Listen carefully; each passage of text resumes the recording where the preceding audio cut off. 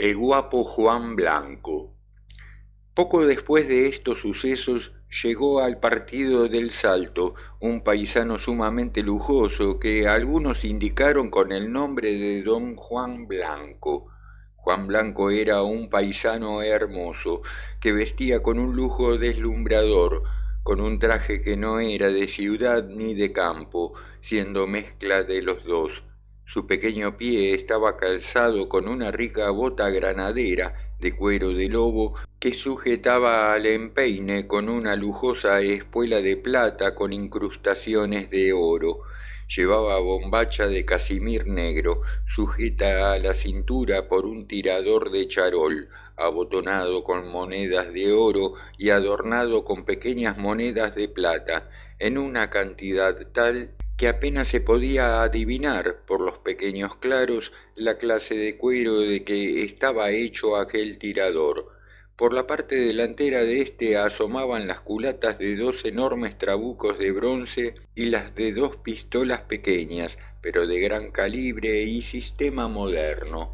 Detrás, asomando por ambos costados, aquel hombre traía una larga daga en vaina de plata, con una S de oro cincelado, que despertaba envidia en cuantos la veían. El traje estaba completado por una chaqueta de casimir azul oscuro y un sombrero de anchas alas que Juan Blanco llevaba un poco a la nuca, dejando descubierta una frente juvenil y arrogante, iluminada por la expresión de sus dos ojos negrísimos de extraordinaria fijeza, que miraban con una altivez irresistible. Ningún habitante del partido conocía a este tal Blanco, y sin embargo todos le atribuían mil proezas de valor y guaperías que ninguno sabía de dónde habían salido. En una pulpería se contaba la historia de que aquel Juan Blanco había derrocado a muchas partidas de plaza, mientras en otras se narraban hazañas y peleas en las que don Juan Blanco figuraba como un hombre invencible, de una vista suprema y de un manejo descomunal de las armas. Juan Blanco usaba el cabello corto y una larga y poblada pera sansimoniana, que hacía juego con un bigote sedoso y negro como azabache. Blanco había llegado al Salto y su primera diligencia fue presentarse al juzgado de paz y enrolarse en la Guardia Nacional, operación que decía no haber hecho antes porque recién concluía de hacer unos negocios y venta de campos de su propiedad para venir a fijar su residencia en aquel pueblito de que tanto gustaba. El comandante militar enroló a Blanco, muy contento de haber adquirido en la Guardia Nacional a un hombre de aspecto tan bravo y tan militar. Los cuentos que, sin conocerse el origen, corrían sobre aquel hombre le habían hecho tomar tales proporciones entre los paisanos que los menos valientes temblaban en su presencia, y los guapos no se atrevían a roncar fuerte delante de aquel de quien tantas mentas se hacían y tanto se ponderaba. Juan Blanco concurría a todos los bailes sin ser invitado y nadie se atrevía a recordarle que no se había llenado en él aquella fórmula social. En todos estos bailes Juan Blanco era el niño mimado de las paisanas, captándose por esta causa el odio profundo y reconcentrado de los paisanos, que no podían mirar tranquilos aquellas diferencias. Pero ¿quién era el guapo que se atrevía a demostrarle claramente su odio cuando con tanto garbo llevaba a la cintura aquel formidable arsenal? Fue en uno de esos bailes que los paisanos del Salto pudieron conocer prácticamente todo el valor de que estaba dotado Juan Blanco. Se celebraba a orillas del pueblo un velorio, al que había asistido gran número de paisanos, entre ellos un teniente alcalde, hombre de bríos y de seria reputación. Blanco supo que aquel teniente alcalde era tenido por muy bueno y que hacía los bajos a una de las paisanas que habían concurrido a aquel alegre velorio. Desde el principio eligió por su compañera a aquella paisana, notándose que al hablarla trataba de echársele encima, mirando de soslayo al teniente alcalde. Este empezó a calentarse de la cosa, a lo que contribuía en gran manera el placer con que la paisana escuchaba los requiebros del lujoso y galante forastero. En un momento que el Blanco sentó a la compañera, el teniente alcalde se aproximó a ella invitándola a bailar una polca que tocaban los acordeones. La muchacha se iba a levantar, pero al hacerlo echó una mirada para el lado donde estaba Juan Blanco, quien le hizo una seña negativa a la que ella obedeció quedando sentada. La rabia que había estado juntando aquel hombre toda la noche estalló por fin en una blasfemia poderosa y dirigiéndose a Juan Blanco le dijo amenazándolo: «Parece, amigo, que usted ignora que esa prenda tiene dueño y un dueño no la cede, lo que le advierto para su gobierno». «Ni que fuera usted justicia, compadre», replicó Juan Blanco, sonriendo desdeñosamente. «Cualquiera que lo oyera pensaría que usted por lo menos debe ser teniente alcalde. En todos los pueblos de campaña, con o sin razón, los representantes de la justicia, triste justicia, son generalmente odiados. Así es que la sátira de Juan Blanco hizo sonreír a todos los concurrentes, que lo acompañaron con su más franca simpatía. Ninguno de ellos se hubiera atrevido a contradecir al teniente alcalde, pero lo veían enredado en una mala cuestión con aquel hombre y deseaban ardientemente que llevara la peor parte si la cosa se ponía seria.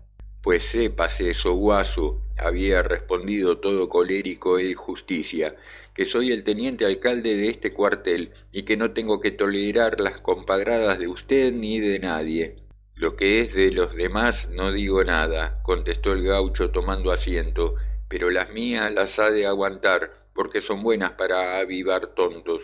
«Usted se va a retirar de aquí en el acto», dijo ya completamente sulfurado el teniente alcalde, avanzando hacia Blanco, «o lo meto al cepo del cogote». El incidente había tomado entonces un aspecto formidable. El teniente alcalde era guapo y caprichoso. En el baile había mucha gente y para conservar las ínfulas de justicia y hombre bravo estaba dispuesto a cumplir su amenaza si aquel hombre no se retiraba sobre tablas. Blanco miró al teniente alcalde, que estaba dominado por la ira que salía a sus ojos. Paseó enseguida la vista por todos los que estaban presentes y soltó una carcajada tan espontánea, tan cosquillosa, que los demás paisanos rieron también, a pesar de la ira del teniente alcalde.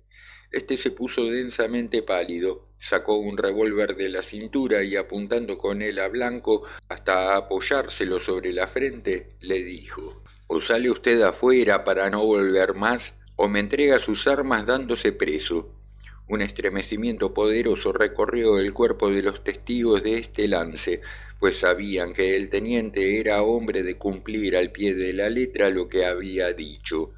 Juan Blanco se levantó lentamente de la silla y sin quitar su mirada de la mirada de su adversario, le respondió de esta manera: «Yo he jurado no matar sino amenazado de muerte, cuando me obligan a defender la vida y para salvarla no tengo más remedio que matar. Sin embargo, esta noche me copo a mí mismo la banca, y quiero ser indulgente con usted, a pesar de ser justicia. Retírese y no me moleste». El teniente alcalde dio un gran tacazo en el suelo y apoyando la boca de la pistola sobre la frente de aquel hombre, que no se movió, gritó: «Marche, canejo, marche, le digo, o le hago volar el mate con la basura de porra que tiene adentro». Blanco no hizo el menor ademán de sacar las armas que llevaba en la cintura, pero con una rapidez imponderable metió el brazo izquierdo, desviando de sobre su frente el arma del teniente alcalde, y le dio en la cabeza tan recio puñetazo que lo lanzó como un fardo de lana hasta los pies del acordeonista. Enseguida se precipitó sobre él, le arrancó de la mano el revólver y lo hizo volar por la puerta a una gran distancia. Los circunstantes quedaron helados, confesando, con la atónita mirada, que nunca habían visto un hombre tan guapo y tan limpio para dar una cachetada. «Toquen la música, maulas», gritó Blanco, después de haber empujado hasta un rincón el cuerpo del teniente alcalde. «Toquen la música para que no se enfríe la gente». Y salió con la paisana, causa de la querella, al compás de la música que se apresuraron a ejecutar los del acordeón y la guitarra. Antes de que terminara la pieza que se bailaba, el teniente alcalde se había repuesto completamente de los efectos del moquete y, enceguecido por la ira y la venganza, se había lanzado sobre Blanco, cuchillo en mano, quien apenas tuvo tiempo de meter el brazo y evitar la primera puñalada. Blanco, sereno siempre, siempre sonriente, dio un salto atrás, descolgó del cabo de la daga su rebenque, que llevaba allí sujeto, y esperó, enrollando la lonja en la mano. El teniente alcalde acometió de nuevo, pero con desgracia, porque el cabo del rebenque de Blanco encontró su mano derecha y el cuchillo saltó a 2 varas de distancia. Enseguida Blanco desenrolló de su mano la lonja, tomó el rebenque por el cabo y dio al Justicia tan tremenda rebencadura que no tuvo fin hasta que aquel hombre sintió su brazo completamente fatigado. El teniente alcalde quedó inmóvil y en un estado repugnante. Su rostro se veía surcado por una cantidad de fajas cárdenas que había impreso en él la lonja del rebenque, y por entre el cuello de la camisa se veían asomar algunos vestigios de sangre amoratada y espesa. Aquel hombre había quedado humillado, y la fama de Juan Blanco había llegado al pináculo de toda ponderación fantástica. A pesar de que él quiso hacer seguir el baile y la parranda, la gente estaba tan impresionada que poco a poco fue abandonando aquel recinto y montando a caballo. Juan Blanco se despidió de la paisanita y de los dueños de la casa, a quienes pidió amablemente disculpas. Salió y se le vio desatar del palenque un caballo overo bayo, sobre cuyo apero se veía un cusquito que paseaba alegremente de la anca a la cruz. Sobre aquel caballo montó Juan Blanco y se alejó al trotecito, tomando la dirección del pueblito sin recelo de la partida, que ya debía saber lo que había sucedido al teniente alcalde. La voz de aquel suceso, llevada por los que habían estado en el velorio, se desparramó por todo el pueblo con tal rapidez que todo el paisanaje conocía la cosa con pelos y señales, comentando el hecho de una manera poco favorable para la justicia de paz, que se ha hecho odiosa a todo habitante de campo.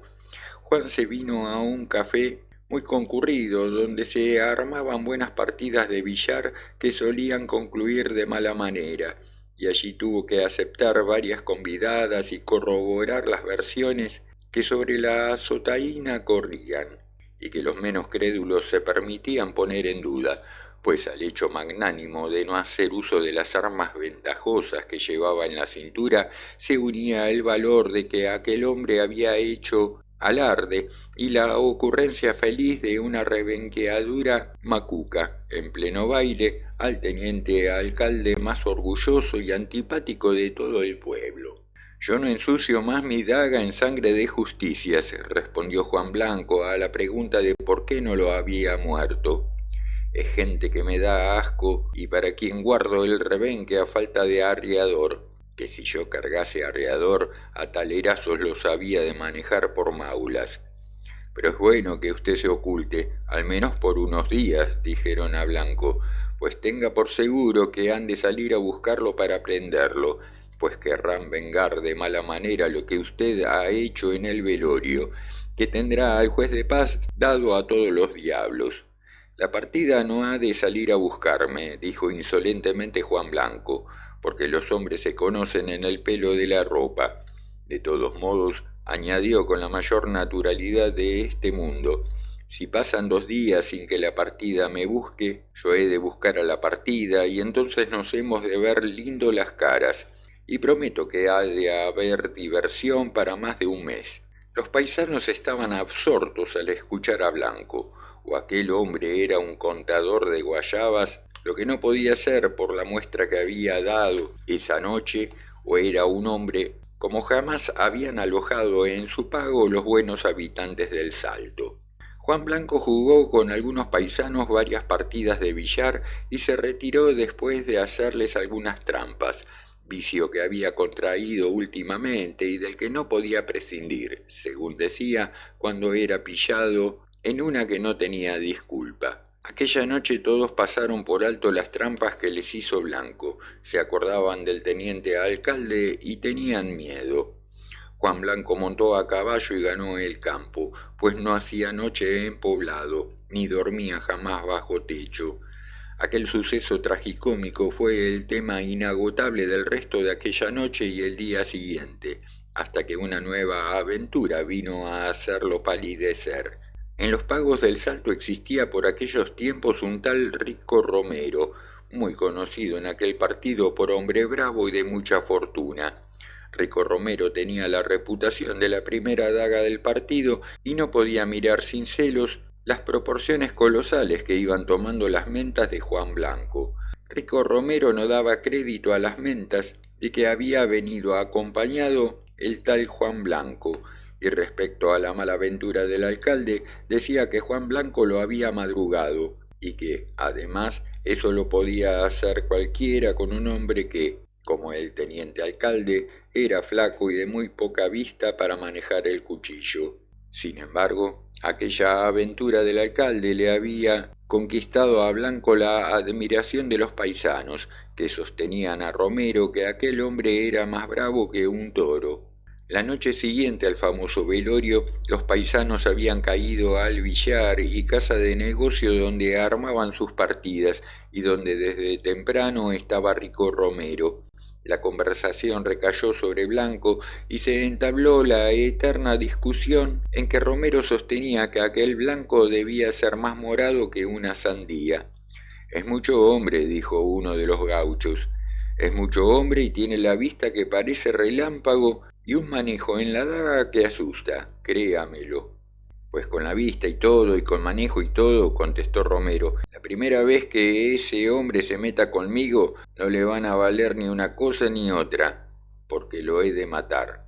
Aún no se había extinguido el eco de estas palabras cuando apareció en la sala de billar Juan Blanco, altivo y sonriente.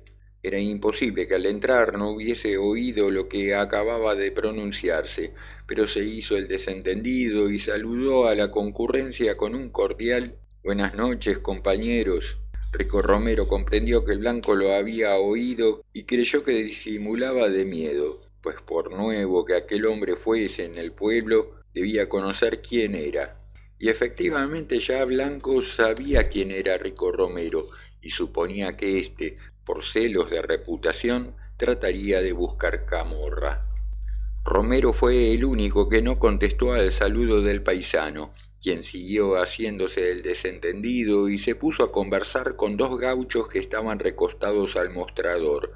No habían pasado 5 minutos cuando el gaucho, deseoso de pelear, empezó a dirigir a Blanco indirectas hirientes, que éste siguió pasando por alto. Romero empezó a encolerizarse del poco efecto que hacían sus indirectas y, deseando probar de una vez a los paisanos la superioridad que tenía sobre el forastero, lo llamó y le dijo: «Se me hace, amigo, que usted ha venido aquí solo a asustar con la postura y que no ha de ser capaz de pararse conmigo a donde yo me pare».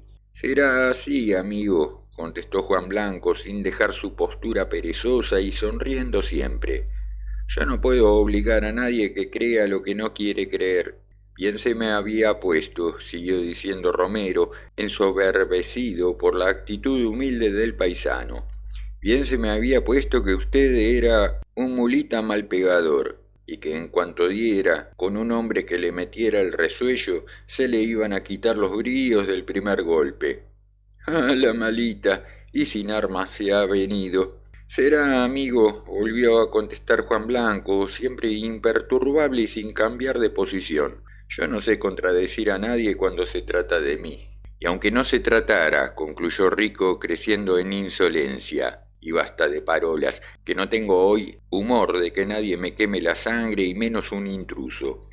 Juan Blanco se cayó la boca y convidó a los paisanos que hablaban con él a jugar una partida al billar, prescindiendo completamente de Romero. «No dije yo», murmuró éste, «si a estos maulas hay que pegarles el grito a tiempo. Si no lo madrugan a uno con la postura y lo llevan por delante». Esta escena había sido sumamente perjudicial para Blanco, pues su actitud humilde le había hecho perder un 50% de su fama, que había pasado a Romero, pues éste había destapado la falsa reputación de aquel, a quien habían creído un hombre duro e invencible. Juan Blanco se puso a jugar al billar con 4 de los paisanos, mientras Romero tomaba poco a poco una copa de ginebra mirando la partida. Los jugadores eran buenos, pero Blanco les empezó a ganar el dinero con suma ligereza y haciéndoles grandes trampas que los paisanos veían, pero no se atrevían a protestar de ellas, pues, a pesar de que Blanco había sufrido a Romero todo lo que éste le había dicho, no por eso había perdido por completo su prestigio. Poco a poco los jugadores, cansados de las trampas, fueron abandonando la partida, hasta que solo quedó Blanco en la mesa haciendo rodar las bolas. «Le juego una partida por 100 pesos y la copa para los presentes», dijo Rico Romero levantándose y aproximándose al billar. «No hay inconveniente», dijo Blanco, y echó mano al tirador para sacar el dinero y depositarlo según la práctica establecida en estos casos. «Bueno», agregó Romero, sacando también un billete de 100 pesos, «pero prevengo que no sufro trampas», y a la primera le rompo el alma y alzo la parada. Por agresiva que fuera la actitud con que Romero dijo estas palabras, Blanco no se inmutó ni apagó su eterna sonrisa. Acomodó las bolas y se preparó a jugar. Los paisanos se colocaron en los bancos, pues era fácil entrever que aquella jugada no era más que el pretexto de una de a pie, porque si Blanco había aceptado el desafío era porque también aceptaba las consecuencias fatales de una partida armada, solo para encontrar un pretexto. Los adversarios empezaron a jugar y durante unos 10 minutos todo siguió en la mayor armonía.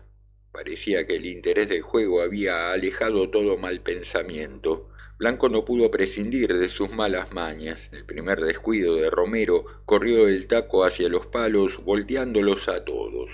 «¡Ah, puerco tramposo!», gritó Romero encendido de cólera. «Esto es robar la plata», y tomando una de las bolas de billar, la lanzó al pecho de Blanco, produciendo un ruido seco y obligándolo a llevar la mano al pecho y lanzar una potente maldición. Rápido como el pensamiento, Romero se lanzó sobre Blanco enarbolando el taco y tirando un golpe a la cabeza que apenas pudo Blanco parar. La lucha se trabó bárbara y encarnizada, sin que ninguno de ellos hubiera echado mano a la cintura en busca de la daga. Blanco era más alto que Romero y parecía más vigoroso. Así que cuando éste se lanzó sobre aquel, Blanco abrió los brazos arriba, presentándole libre la cintura, a la que se prendió Romero como si quisiera voltearlo al suelo para concluir con él. Entonces Blanco se agachó sobre su espalda y le arrancó rápidamente la daga, dándole enseguida un puñetazo en la cabeza que lo hizo caer sin sentido. «Tanto amoló esta maula», dijo, dándole con el pie, «que al fin me obligó a hacerle el gusto. No te degüello de asco». Romero volvió en sí inmediatamente, se levantó rápido y buscó en vano en su cintura la daga que le quitara Juan Blanco. «Demen un arma, canejo», gritó enfurecido, mirando a los paisanos que estaban mudos de asombro ante lo que había pasado.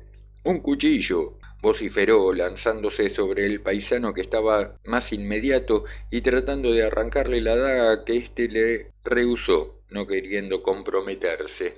«Tome el cuchillo, maula», le gritó entonces Blanco, tirándole a los pies la daga que le quitara de la cintura y enrollando la manta en el brazo izquierdo.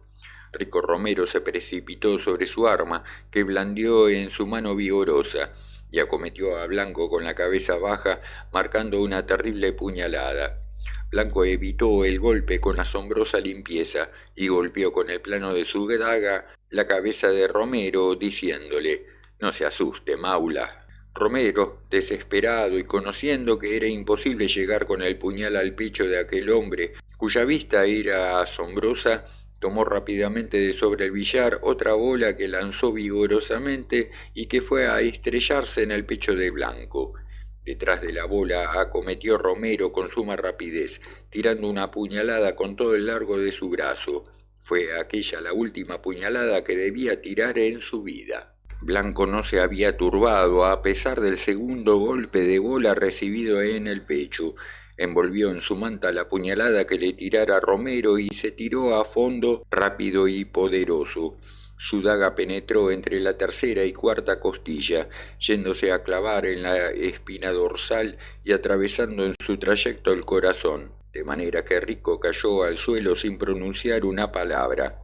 La muerte había sido instantánea. Aquella puñalada había sido tirada con tal vigor, con tal fuerza muscular, que cuando Juan Blanco quiso sacar la daga de la herida, tuvo que apoyar una rodilla sobre el pecho del cadáver y dar un violento tirón de la daga con ambas manos.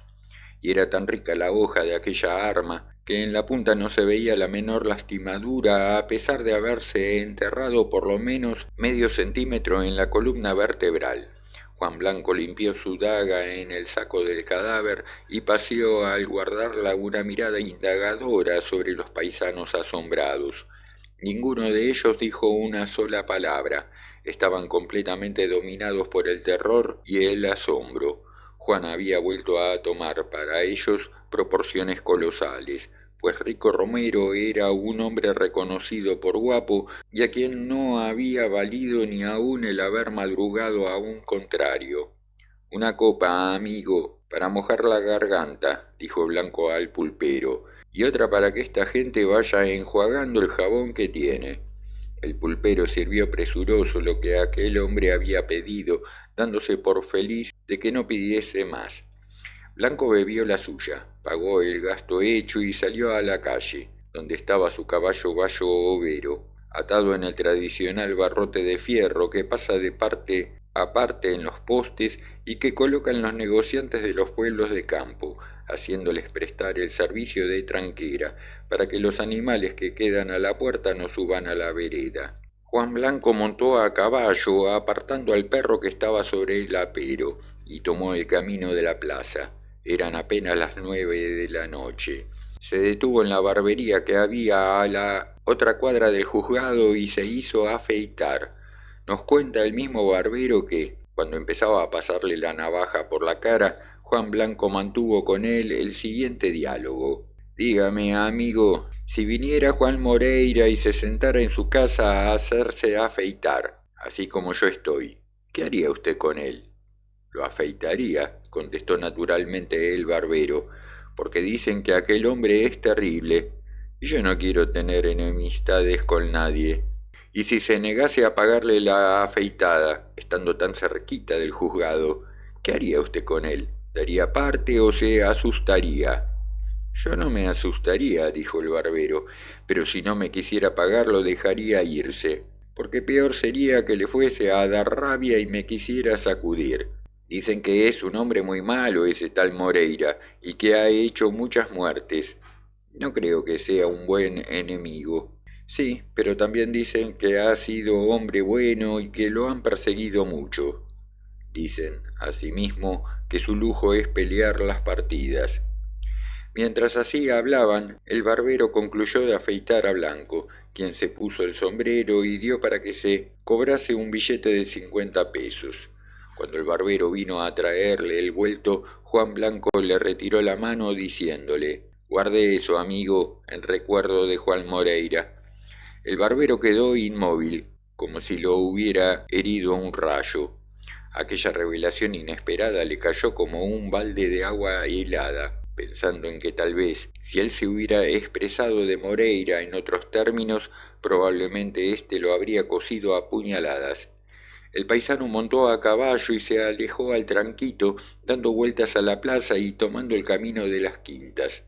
Media hora después, todos los habitantes del Salto sabían que el tal Juan Blanco no era otro que el famoso Juan Moreira, por lo que ya no les llamaba la atención lo que éste había hecho con el teniente alcalde y la manera con que había dado muerte a Romero, después de haberle sufrido 1000 impertinencias. Si la partida de plaza había pensado salir a prender a Juan Blanco, se llamó a sosiego cuando supo que este tal Juan era Moreira, llegando al extremo de negarse redondamente a la orden que de salir en su busca les diera el juez de paz. Al otro día Moreira salió del Salto y tomó el camino de Navarro, pero antes de abandonar el pueblo se le vio venir a la plaza, subir a la vereda y golpear la puerta del juzgado anunciándose a voz en cuello. La partida de plaza estaba dentro del juzgado, pero resolvió prudentemente no hacer caso de las voces del paisano.